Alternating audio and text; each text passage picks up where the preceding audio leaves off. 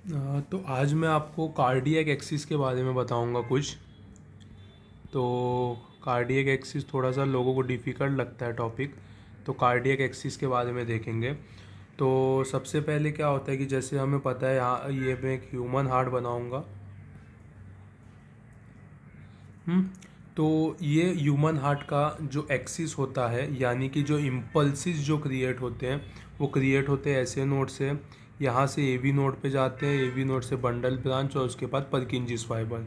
तो इसका जो इम्पल्सिस होता है वो कौन से डायरेक्शन में है? तो 11 o'clock से लेके 5 o'clock के डायरेक्शन में। मतलब कुछ इस तरह से इसका एक्सिस बनता है।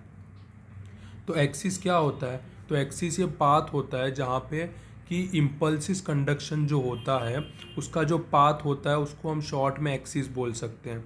तो जो कार्डियक है, हमारा हार्ट है, उसका एक्सिस कैसा है? तो अगर हम क्लॉक पे देखेंगे, घड़ी के हिसाब से, तो 11 o'clock से 5 o'clock में जो लाइन बनेगा वैसा हमारा एक्सिस होता है।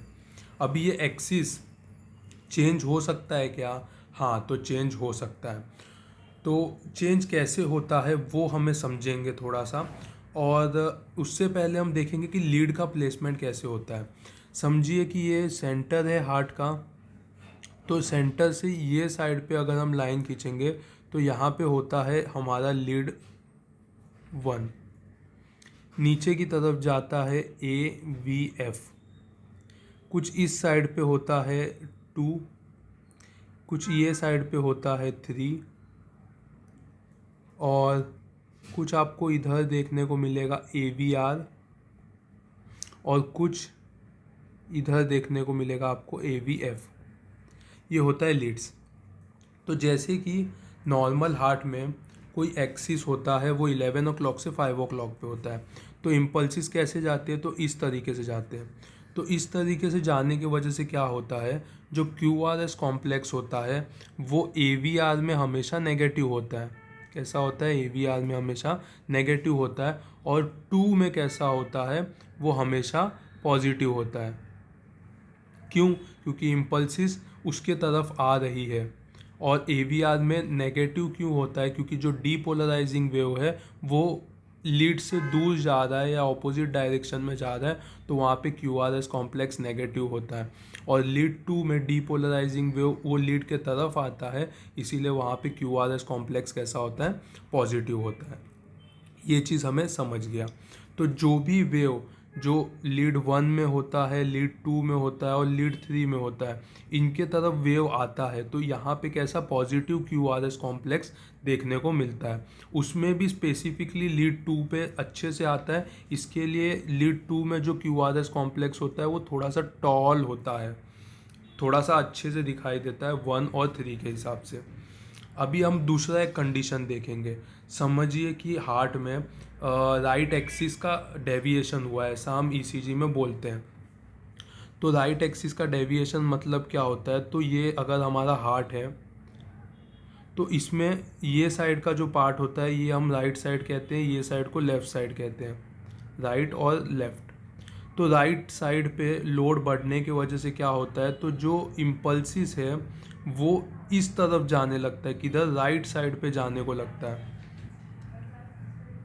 हम्म, तो लीड राइट साइड पे जाने को लगता है उसका फोर्स। तो फोर्स जाने की वजह से क्या होता है? तो जो ये एक्सिस नीचे की तरफ जा रहा था वो एक्सिस कुछ ऐसे जाने लगता है, कुछ इस तरीके से नीचे की तरफ राइट साइड में डायरेक्शन में। अगर ये टाइप अपने को देखने को मिलेगा तो इसमें क्या होता है कि लीड में ये वेव जो है वो 2 1 लीड 1 से दूर जा रहा है। तो लीड 1 में क्या होता है? तो लीड 1 में QRS कॉम्प्लेक्स जो होता है वो नेगेटिव हो जाता है। लीड 1 में क्यों? क्योंकि जो वेव है वो उससे दूर जा रहा है। और यहाँ पे 3 होता है लीड। तो थर्ड लीड में हमें पॉजिटिव देखने को मिलता है QRS कॉम्प्लेक्स, क्योंकि इसके तरफ में आ रहा है। तो इसके लिए हम देखते हैं कि राइट एक्सिस डेविएशन अगर होता है तो लीड 1 में नेगेटिव डिफ्लेक्शन होता है QRS कॉम्प्लेक्स का, और लीड 3 में या फिर AVF में भी पॉजिटिव डिफ्लेक्शन हमें देखने को मिलता है। तो इसे हम कहते हैं राइट एक्सिस डेविएशन।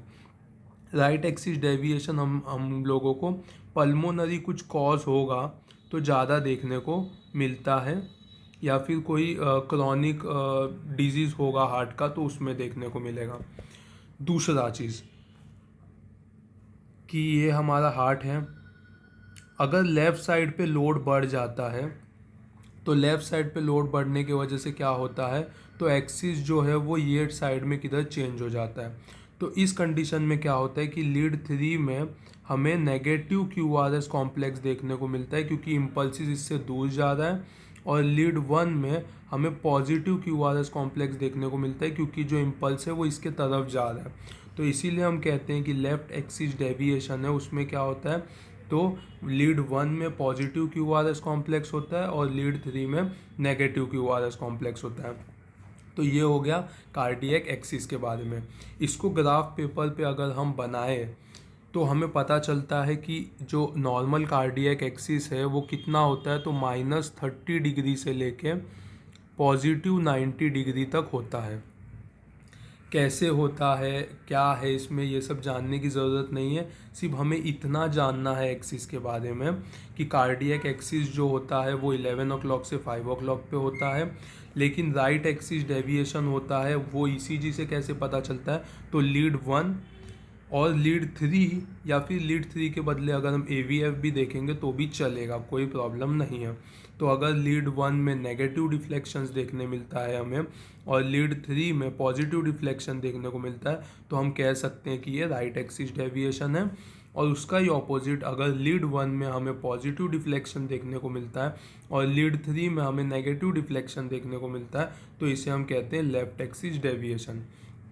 एक थर्ड कॉन्सेप्ट भी आता है, वो बहुत रेयर देखने को मिलता है लेकिन उसके बारे में बताता हूँ। अगर हमें लीड 1 में नेगेटिव डिफ्लेक्शन देखने को मिलता है और लीड 3 में भी नेगेटिव डिफ्लेक्शन देखने को मिलता है तो ये कंडीशन को हम कहते हैं एक्सट्रीम राइट एक्सिस डेविएशन। ये काफ़ी कम देखने को मिलता है लेकिन ये कॉन्सेप्ट जो है ये हमें ध्यान में आना चाहिए, इसके लिए बताया गया है।